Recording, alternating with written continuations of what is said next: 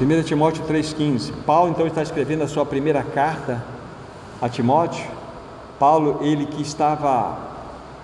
ficou preso em Roma, né, na sua primeira prisão, onde ele escreve aquelas 4 lindas cartas, né, aos Efésios, Filipenses, Colossenses e Filemão. Aí ele sai daquela prisão, que era uma prisão temporária, ele fica por um pouco espaço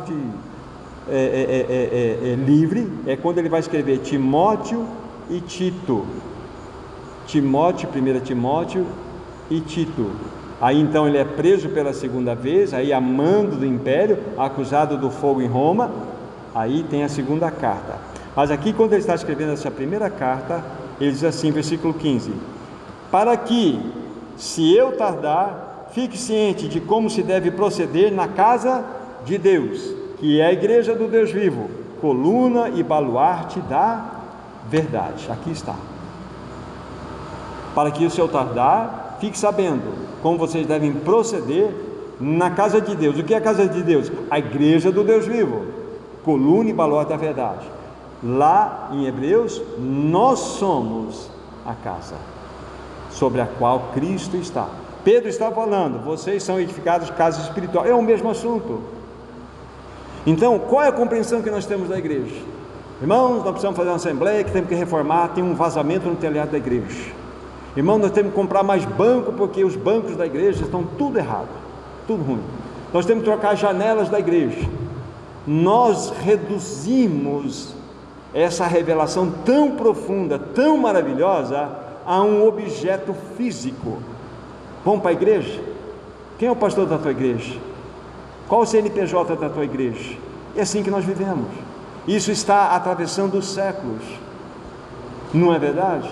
E nós maculamos a palavra de Deus, porque nós não meditamos, porque nós nascemos nesse berço, está tudo pronto. Aí igreja X, igreja Y, igreja Z, igreja. Mas o que é igreja? A palavra igreja, ekklesia, chamados, klesia, fora. O que é igreja? É a composição daqueles que foram chamados para fora desse mundo e constituem um corpo espiritual. Nós somos o corpo de Cristo, membros uns dos outros. Nós somos como, na perspectiva de Pedro, nós somos como que pedras que vivem, regeneradas, unidas uma à outra e colocadas de modo único na pedra que vive, que é Cristo. Nós somos um edifício espiritual. A igreja é uma realidade espiritual, irmãos. A igreja não é um templo físico. Olha, não corre aqui, que a igreja é o lugar onde Deus mora. A gente pensa que Deus, fica em silêncio, não deixa as crianças correr, que o lugar é santo aqui. Onde está escrito isso? Nós somos a igreja. Só que nós, infelizmente, nós achamos que a igreja é um local, a igreja tem um endereço geográfico, e que quando termina a reunião dominical, vamos colocar dessa forma, então vamos embora, nos despedimos, fechamos a igreja, né? Botamos a chave da igreja no bolso e vamos embora, e vamos tocar a vida. Mas a igreja parou, irmãos? O que é a igreja? A igreja é: maridos, amai vossas esposas. O que é a igreja? É: esposas, se submetam aos seus maridos. O que é a igreja? Pais, não irritei vossos filhos. O que é a igreja? Filhos, obedecei vossos pais. O que é a igreja? Senhor, tratai com dignidade os seus servos. O que é a igreja? Servos, obedecei o seu Senhor como ao outro Senhor maior. A igreja não para. A igreja, ela vive, ela está acontecendo. Só que nós fizemos reducionismo dessa compreensão e maculamos a compreensão clara do que é a igreja. E Pedro nos ajuda a pensar sobre isso. Então vejam quantas revelações Pedro está dando para nós a respeito da revelação da salvação dos crentes, de uma vida de santidade, de uma vida de amor fraternal. Ele insiste que nós somos regenerados de uma semente não corruptível. Ele insiste que nós devemos viver uma vida separada, despojar tudo aquilo que não faz parte mais da nossa vida, porque o velho homem foi crucificado. Aí Pedro fala assim: mas Pedro, tem mais notícia para vocês fazem parte de uma casa espiritual, vocês fazem parte de uma realidade espiritual. Isso é igreja. Isso não choca a gente? Deve chocar. Porque nós nascemos com um berço que tudo está pronto. Então, nós somos a igreja. Todos aqueles que nasceram de novo são aí partícipes de uma única realidade, do corpo de Cristo, da igreja, a casa de Deus, o edifício de Deus. Então, veja como que Pedro nos ajuda. Jesus é a pedra angular. Talvez você já tenha visto isso, talvez pessoalmente, ou em vista. Então, em Roma havia muitos árvores, muitas pontes que tinham aquelas pedras sobrepostas umas nas outras. Então, elas vão se encontrando. Existe uma única pedra no planeta. Você vai até o centro aqui, você vai ver que aquela pedra tem um corte diferente. Para o encaixe das demais, aquela pedra tem um corte diferente. Essa é a pedra de espinho, a pedra angular. Tirar ela, o que acontece? Então, aquela pedra angular dá força para esse braço, desse lado aqui, como o rosto. É a pedra angular. Cristo é a pedra angular. Ele é a pedra de estudo. Então, nós temos essa lição tão gloriosa dada por Pedro a nós. Então, veja como é rica essa cara. Pedro está nos mostrando essa beleza. Olha, vocês que estão debaixo dessa dura provação, dessa perseguição, um fogo ardente que está sendo derramado sobre vocês. E não é algo extraordinário, não. É ordinário. É algo definido, proposto. Mas vejam só, vocês estão sendo purificados para um ouro marinho da espiritual. Está escrito aqui. Aí a gente pensa, bom, Pedro, que maravilha, Pedro. Vocês já nos disseram coisa aqui que nós temos aí. Bom assunto para meditar por um longo período. Pedro parou por aí, não parou por aí. Aí o versículo 9 e 10, ele vai, é como se jogar um farol sobre aqueles irmãos e mostrar a realidade da qual eles pertenciam. Verso 9 e 10. Vós, porém, sois raça eleita, sacerdócio real, nação santa, povo de propriedade exclusiva de Deus, a fim de proclamar as virtudes daquele que vos chamou das trevas para a sua maravilhosa luz. Vós, sim, que não eres povo, mas agora sois povo de Deus. Vocês não tinham alcançado misericórdia, mas agora alcançaram misericórdia. Então, Pedro, olha só como ele cresce na revelação aqui. Além de vocês participarem dessa realidade maravilhosa, se vocês estão a casa espiritual de Deus, olha que vocês estão rapidamente nessa palavras etc. E tem um objetivo aqui. Um objetivo para que vocês proclamem as virtudes daquele que vos chamou das trevas para a sua maravilhosa luz. Para que vocês sejam sal dessa terra e luz desse mundo. Isso é o povo. Essa é a beleza que nós temos dentro. Olha aqui. Essa promessa. E nós ficamos então envelhecidos com tanta revelação. São 5 designações maravilhosas que temos aqui. Olha, as eleitas, sacerdócio real, nação santa, povo de propriedade exclusiva de Deus. E vai na sequência como assim: vocês não eram povo, mas agora vocês são povo de Deus.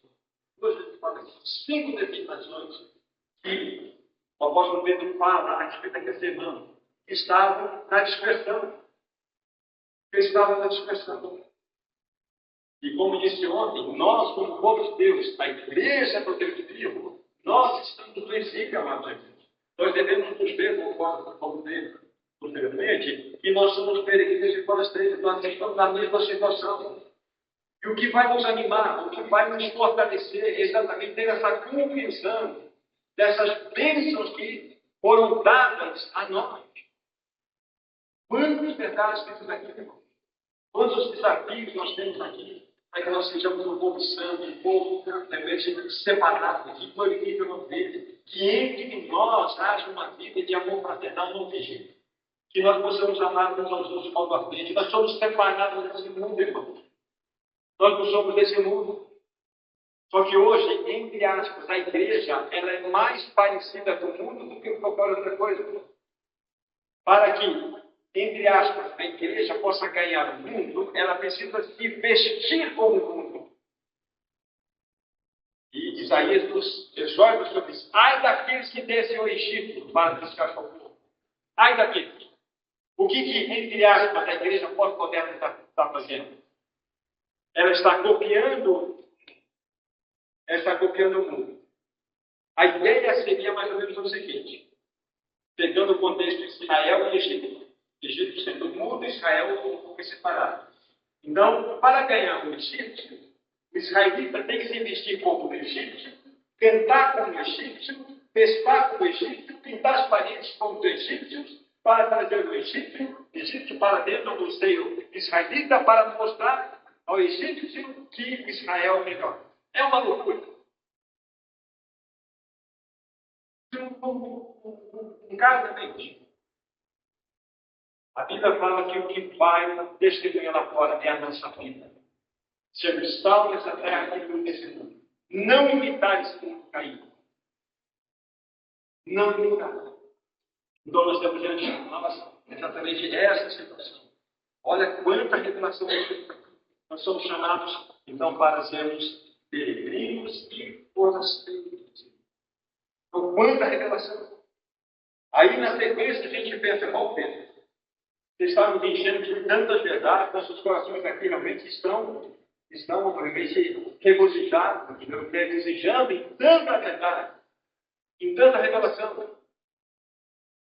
Aí, o versículo 11, ele dá nos comentários. Ele falou de graça espiritual de Deus. Ele falou das 5 designações. Aí vai ser amados, exortam-vos como a peregrino para sempre. Pedro, por que você está chamando a atenção dessa forma aí? Você quer nos mostrar muito respeito.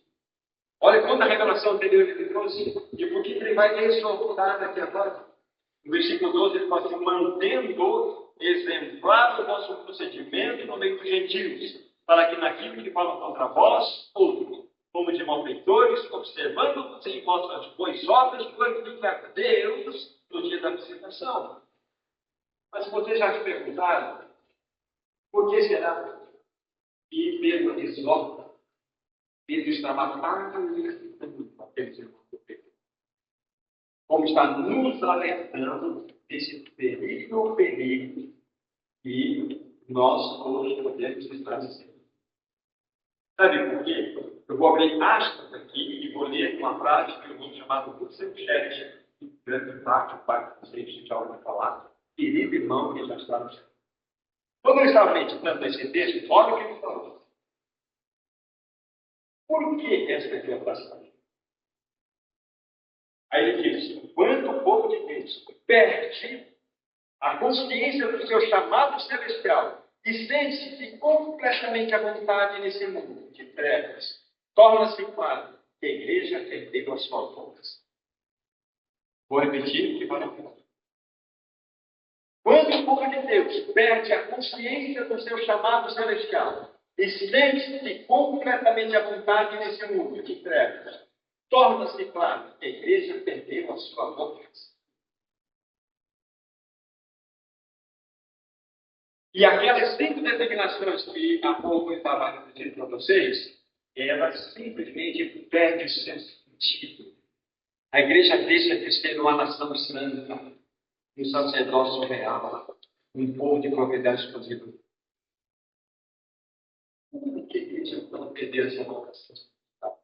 Uma das possibilidades, envolvendo com a política. Questões desse mundo. Ela perde a característica do povo de Deus. Deus não tem um braço chamado política para exercer o seu ministério nesse mundo. Deus não tem um braço chamado política. A igreja não foi chamada para militar, a igreja foi chamada para ser sal e luz nessa terra. A igreja perdeu a sua vocação celestial por estar se envolvendo em política. Eu sou da esquerda, sou da direita, todo mundo é de direita. Então pense aqui, 2 lâminas. Meu dedinho aqui, direita. Meu dedinho esquerdo aqui, esquerda. A tesoura faz isso, ó. São 2 lâminas de uma mesma tesoura manipulada pelo mesmo diabo. Agora, é lógico que a questão de votar e não votar, que eu vou falar sobre isso, não tem nada a ver de ser desobediente ou desobediente, é uma questão de consciência e questão de buscar diante do Senhor o que você vai fazer.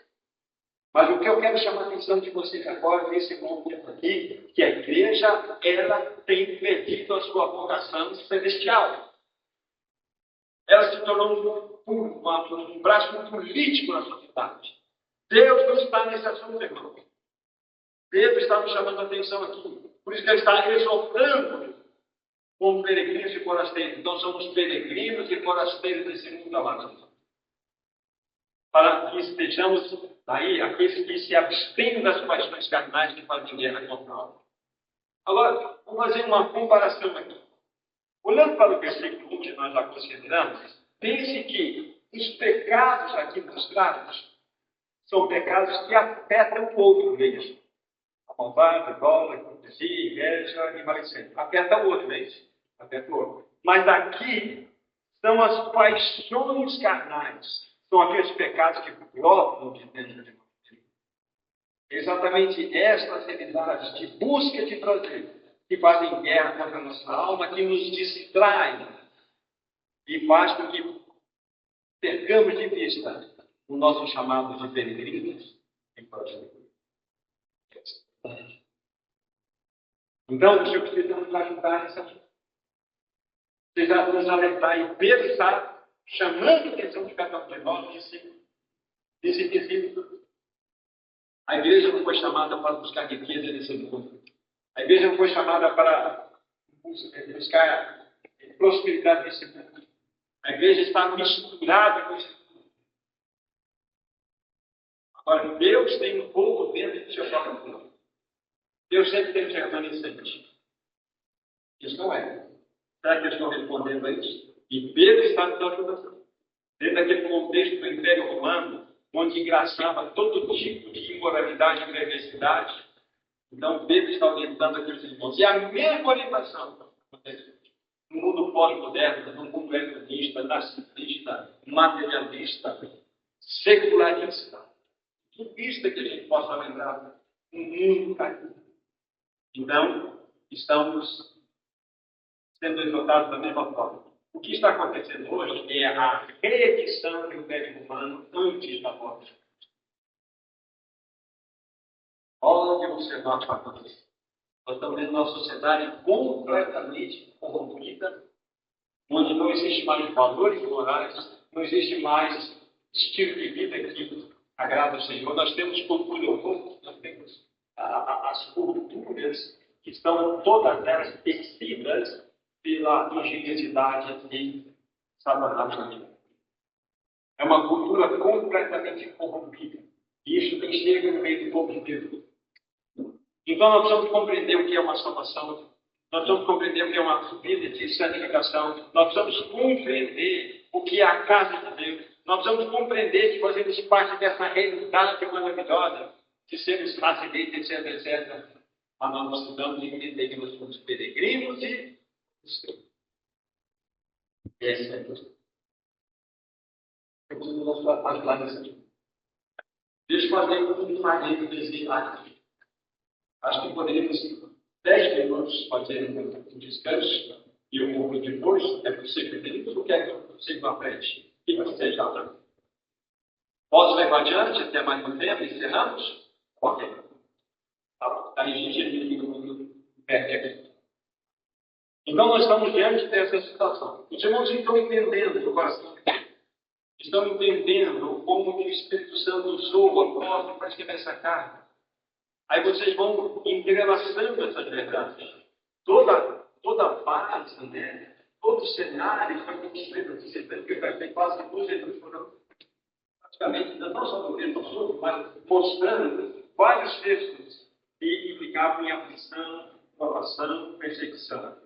Isso, aí vocês que qual deve ser a reação dos cristãos mediante a perseguição do. Aliás, é a nossa temática, né? Testemunho cristão e mundo hostil. Como que eles testemunhavam naquele mundo hostil daquela época? De uma maneira clara, de uma maneira limpa. E é assim que nós devemos fazer hoje. Esse é o caminho que o Senhor tem nos ajudar. Mas aí, na sequência, Pedro também vai nos ajudar. Isso que eu fiz uma pequena entrada aqui para vocês. Versículo 13 em diante, a 17 diz assim: sujeitai-vos a toda instituição humana, por causa do Senhor, quer seja o rei, quer seja o povo soberano, quer as autoridades como enviadas por ele, tanto para castigo dos malfeitores, como para louvor dos que praticam o bem. Porque assim é a vontade de Deus, que pela prática do bem façais reconhecer a ignorância dos insensatos. Como livres que sois, não usando todavia a liberdade do pretexto da malícia, mas vivendo como servos de Deus. Tratai todos com honra, amai os irmãos, temei a Deus, honrai a Deus. Pedro também, olha quantos assuntos Pedro trata naquele tempo. Ele vai falar sobre casamento político, vai falar sobre governo, e ele fala que nós devemos nos sujeitar às instituições. Pensando que essa palavra aparece aqui, questão, vai aparecer no versículo 18, espero que deve se sujeitar, como no capítulo 3, versículo 1, vai falar que a mulher deve se sujeitar. Mostrando que o princípio da submissão, o princípio da obediência é um princípio que extremamente importante quando a gente percebe os detalhes. Mas aqui há algo muito importante para falar, que devemos estar sujeitos à lei. No caso que o irmão disse sobre a questão da política. No caso que o irmão disse, cristão, ele não é político, mas ele também não é apolítico. Ele é suprapolítico. Ele está acima da política. Porque a sua peleja não está em volta a esse mundo. A Bíblia fala que nós devemos nos sujeitar a todo tipo de governo. Peguem, por favor, Romanos capítulo 13. Romanos capítulo 13.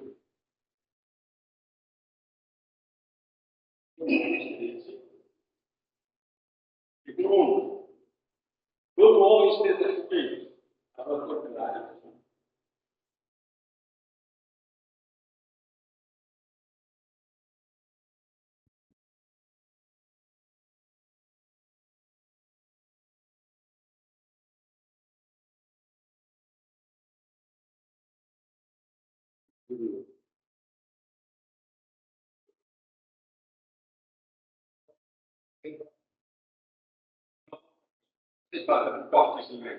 Então, capítulo 13, versículo 1. Todo homem esteja sujeito às autoridades superiores, porque não a autoridade que não proceda de Deus. E as autoridades que existem foram por ele instituídas.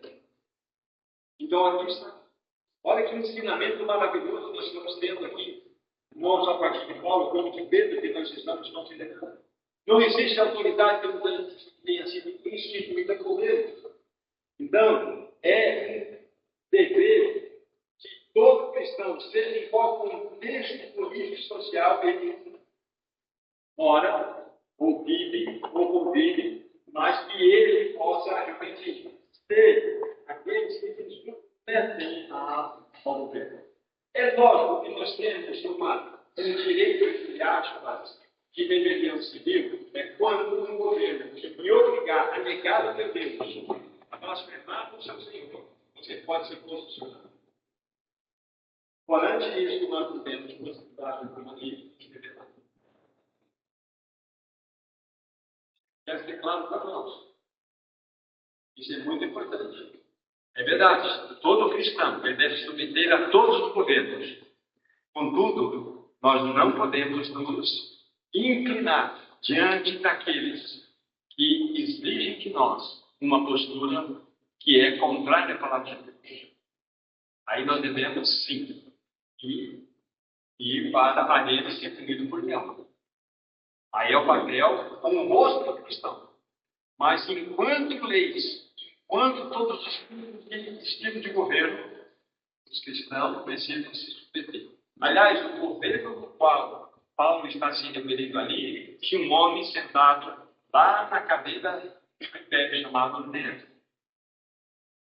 Não foi levantado nenhum tipo de movimento de piquete, de passeata, absolutamente não. O papel da igreja é o papel de ser peregrina e forasteira. Não é um papel de militância, não vamos chamar de militar. fomos chamados exatamente para manifestar a graça do Senhor por todos os lados onde possamos ir. Então, a questão da política não é uma questão de obediência ou desobediência, é uma questão de consciência. Todos nós voltamos. Vamos para o Senhor, busque a palavra e faça a sua análise. Senhor, eu quero botar assim como o teu coração. Esse é o teu papel de um agente civil. Agora, é interessante, nós estávamos conversando com alguns irmãos, e conversa assim, de café, mostrando que a origem dos três poderes que nós concebemos, o legislativo, o executivo, o judiciário, na realidade, eles têm as fundamentações toda a era do cristianismo. Lógico, a gente vai olhar para a história passada, nós temos assim, filósofos que pensaram em muitas coisas, porque já viam que o homem era corrupto na sua natureza. E o homem só tem um poder, ele é extremamente corrupto. Então, por que se estabeleceu três tipos de, vamos dizer assim, de mídias com a sociedade por ter esses poderes? É para exatamente um monitorar o outro, um cercar o outro para que evite o maior prejuízo. Só que hoje nós não temos essa possibilidade, porque a corrupção graçou por todas as esferas. Então nós temos que olhar dentro dessa forma. Um homem de Deus chamado Samuel Rutherford, escocês, século XVII, ele foi um homem que, de fato, na época, quando, de fato, a cultura cristã ela tinha um poder de penetração na sociedade, através da música, através da arte, através até, inclusive, de cenário de insinuações políticas. Então, nós tivemos grandes homens de Deus que, de fato, exerceram o seu papel enquanto tutela. E Samuel Rutherford, que ele chama Lex Rex, é a lei do príncipe ou a lei do rei, mostrando que o único, verdadeiramente, que é incorruptível é o Senhor, mediante a sua palavra. Mas que ele entendia perfeitamente que a única maneira e forma de um governo poder ser controlado era por esses três poderes. Então, isso é um pouco de história para nós. Um outro homem de Deus, que já veio no século XIX, século XX, Abraham Kuyper, que é um reformacional, ele foi um estadista holandês. Você estudar a história desse homem, ele é realmente um homem de Deus. E ele, dentro da sua esfera de, vamos dizer assim, de influência, ele era um cristão verdadeiro. Então, ele conseguiu, na época onde ele exerceu a sua função, de fato, trazer tantas bênçãos para aquela nação. Só que hoje nós vivemos numa sociedade completamente diferente. Hoje nós vivemos num movimento completamente diferente. E, permitido ser, não sei como é que vai ser os movimentos aí amanhã, então nós vamos retomar novamente aquele versículo 15 do capítulo 3. Antes, santificai a Cristo como Senhor do vosso coração, estando preparado para responder a todo aquele que pedir a razão da esperança que é em vós. Responder em apologia. Lembra quando eu falei de James Lambert, aquele sociólogo cristão? E hoje a única forma de nós contagiarmos e abençoarmos a sociedade lá fora é através da presença fiel. Não é militância, não é cair no quietismo, mas é ter uma presença fiel. Você carrega Deus no coração. Então, é assim que nós vamos exercer o nosso testemunho nesse tempo. Então, aqui está a palavra de Deus, queridos irmãos, mostrando Pedro, orientando aqueles irmãos como eles deveriam proceder diante daquela sociedade que era corrupta. Ele finaliza dizendo: tratai todos com honra, amai os irmãos, temei a Deus e honrai o rei. Seja quem for que esteja lá no poder, só que nós desejamos morte para aqueles lá. Nós queremos vingança. Mas não é assim o pensamento da palavra de Deus. Então, Pedro nos ajuda a pensar assim. Pedro realmente nos cativa, mostrando essa beleza para que nós entendamos como deve ser o nosso procedimento na sociedade. Vamos avançar. Aí no versículo 18, até o versículo 20, nós temos mais um movimento aqui que Pedro está orientando os irmãos. Servos, sede submissos com todo o temor ao vosso Senhor. Não somente se for bom e cordato, mas também ao perverso. Porque isso é grato que alguém suporte tristezas, sofrendo injustamente, por motivo de de sua consciência para com Deus. Pois que glória há se pecando e sendo esbofeteados, e por isso suportais com paciência, se entretanto, quando praticais o bem, sois igualmente afligidos, suportais com paciência, isto é grato a Deus. Isso são. Esses servos aqui, na realidade, eram cristãos que vinham de uma realidade, eles eram escravos. O Império Romano era composto quase que 20%, 30% de escravos conquistados. E eles eram objetos, eles eram instrumentos, ferramentas de serviço. Um escravo, uma carroça, uma mula, era a mesma coisa. Não tinham direito algum. Então, Pedro está dizendo o seguinte: ó, você está servindo a um senhor aí, então sirva como temor. Não somente aquele que é bom, que trata você com cordialidade, mas também ofertas. Ele está na contramão de tudo aquilo que nós entendemos. Pedro fala o seguinte: olha, entre em acordo com algum servo, monte um sindicato para eles, servos. Monte um sindicato, vamos buscar os seus direitos. Não vai deixar. Ele vai com uma realidade que é muito mais elevada. Vocês vão mostrar uma vida que não pertence a vocês quando vocês tratarem o Senhor de vocês, ainda que seja perverso, de uma maneira que ele vai ficar assustado. É assim que vocês vão manifestar a glória de Deus. É impressionante. Então nós temos diante dos nossos olhos essa beleza que Pedro traz como orientação. E se você estudar também na perspectiva do apóstolo Paulo, como que Paulo analisava a realidade da escravidão na época, é impressionante. Paulo, ele nunca incentivou, no caso do próprio Onésimo, nós já vimos falar sobre isso, e Filemon, ele não disse para o Onésimo, já que você está livre, então siga a tua vida. Não, volta para o teu Senhor. Vai servir. A gente percebe isso. Que a esfera do cristianismo não é uma esfera de libertação de escravatura ou não. A esfera do cristianismo não é política ou não. A esfera do cristianismo é celestial. Não importa o governo que nós estamos. Não importa se somos servos ou não. Não importa que nós estamos com a esfera celestial. Onde, quando servos e senhores se reúnem diante da mesa, ali não tem servo e senhor, ali tem irmãos. Irmãos que comem o pão, bebem da taça de Deus. Essa é a realidade cristã. Essa é a bênção que nós temos aqui no ensino através de Pedro para nós. Olha que beleza. Agora, vamos avançar um pouco aqui.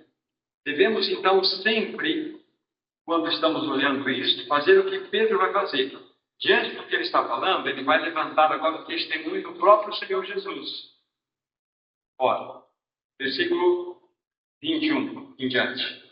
Porquanto para isso mesmo fossem chamados, pois também Cristo sofreu em vosso lugar, deixando-vos exemplo para seguir os seus passos, o qual não cometeu pecado, nem dolo algum a justiça alguma. Pois ele, quando ultrajado, não revidava com o traje. Quando maltratado, não fazia ameaças, mas entregava-se àquele que julga retamente, carregando ele mesmo em seu corpo sobre madeira os nossos pecados, para que nós, mortos para os pecados, vivamos para a justiça, por suas chagas fossem sarados. Porque estáveis desgarrados como ovelhas, agora, porém, vos convertestes ao pastor e bispo da vossa alma. Então, Pedro convoca o testemunho do Senhor Jesus Cristo. Ele vai falar daquele que verdadeiramente sofreu em nosso lugar. Vai falar de todo o padecimento que Cristo experimentou por causa da nossa iniquidade. Então, ele convoca esse testemunho. Ele vai falar assim: olha, ele, Cristo, quando ultrajado, não revidava com traje. Quando maltratado, não fazia ameaças. O que vocês acham que subiu ao coração de Pedro quando ele falou isso? Isaías 53. Isaías 53. Era desprezado, mas rejeitado entre os homens, homem de dores, sabe o que é padecer, homem de quem os homens escondem o rosto, era desprezado e dele não fizemos caso algum. Isaías 53. Inclusive, ele subiu o coração de Pedro e ele coloca isso aqui para nós. Como Cristo foi tratado, meus irmãos, nesse mundo? Essa é a pergunta que devemos fazer. Por ele andar em verdade, sempre fazer o bem, amar, curar, libertar as pessoas que eram escravizadas por demônios. O que foi que fizeram para eles? Para ele? O que deram em troca ao teu amado Senhor? E você e eu, a igreja, quer receber aplausos? Não vai ser diferente. Então Pedro está chamando a atenção aqui. Olha como foi tratado o teu Senhor. Olha como que ele vivenciou esse mundo. Ele, quando maltratado, não fazia ameaça. Ele simplesmente julgava, ele entregava-se àquele que todas as coisas julga de maneira reta. Aí ele vai finalizar dizendo o seguinte, olha, isso que o Senhor fez para vocês, ele carregou no seu corpo, lá no madeiro, todos os nossos pecados. Todos os nossos pecados.